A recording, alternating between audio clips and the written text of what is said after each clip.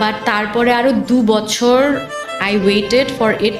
আমি ভেবেছি তাহসানের সাথে বিচ্ছেদের 8 বছর পর এবার মুখ খুললেন মিথিলা। জনপ্রিয় তারকা তাহসান ও মিথিলা তাদের দীর্ঘ 11 বছরের সংসার জীবন ইতি টানেন 2017 সালের অক্টোবরে। বিচ্ছেদের পর দিনগুলো মিথিলা কিভাবে কাটিয়েছিলেন সেই সম্পর্কে দীর্ঘ 8 বছর পর এক লাইভে এসে তিনি বিস্তারিত জানিয়েছেন। মিথিলা তাহসানের সাথে আলাদা থাকার সময় ভেবেছিল সব ঠিক হয়ে যাবে, আবার তারা এক হয়ে যাবে, বিচ্ছেদ তাদের হবে না, সময়ের পরিক্রমায় সব ঠিক হয়ে যাবে। কিন্তু তার ধারণা ঠিক হয়নি। তাহসান ও মিথিলার বিচ্ছেদের আগে 2 বছর যাবৎ তাহসানের থেকে আলাদা ছিল মিথিলা। মিথিলা বলেন, যে কোনো সম্পর্ক বিচ্ছেদ হওয়া বা ভেঙে যাওয়া ব্যাপারটা আসলে খুবই কঠিন মেনে নেওয়াটা। এটা বন্ধু বা অন্য কোনো ক্ষেত্রেও হতে পারে। আমি ছিলাম তখন অল্প বয়সী তরুণী মা।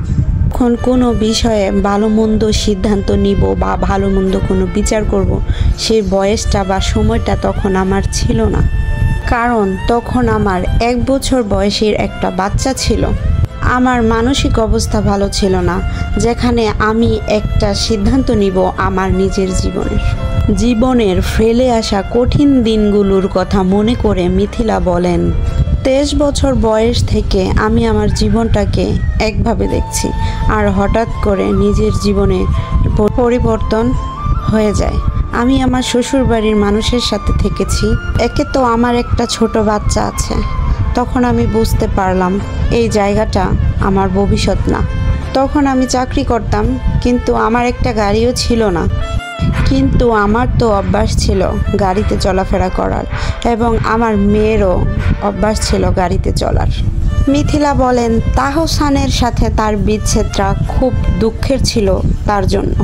2015 সালের পর থেকে তারা 2 বছর যাবৎ আলাদা থাকেন। মিথিলা ভেবেছিল তাহসান আর মিথিলার সম্পর্ক এর মধ্যে ঠিক হয়ে যাবে।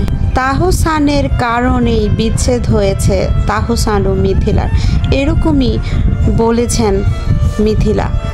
সো ভিউয়ার্স, মিথিলার এই বক্তব্য শুনে আপনাদের কি মন্তব্য রয়েছে তা অবশ্যই কমেন্টে জানাবেন। আর হ্যাঁ, ভিডিওটি শেয়ার করতে ভুলবেন না।